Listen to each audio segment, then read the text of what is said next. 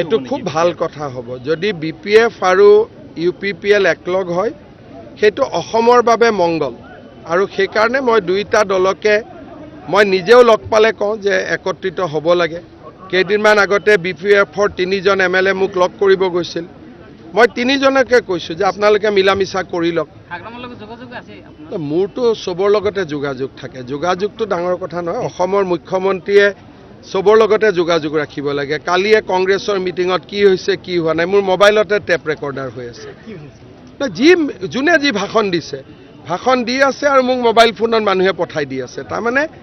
যিমান ৰাজনৈতিক দল আছে সকলোতে মোৰ বন্ধু আছে সেইকাৰণে সবৰ লগতে মই কথা পাতোঁ বিজেপিৰ লাভ লোকচানটো বাদ দিয়ক না জাতিটোৰ ভাল হ'ব লাগে বিজেপিটো ৰাষ্ট্ৰৰ তলত আমিনো সদায় কি কৈ থাকোঁ দেশ ওপৰত বিজেপি তলত গতিকে দেশৰ ভাল হ'ব কাৰো লগত শত্ৰুতা নাই আৰু ইলেকশ্যনৰ পিছত ময়ো চেষ্টা কৰিম যাতে সকলো একত্ৰিত হয় যদি মোৰ কথা শুনে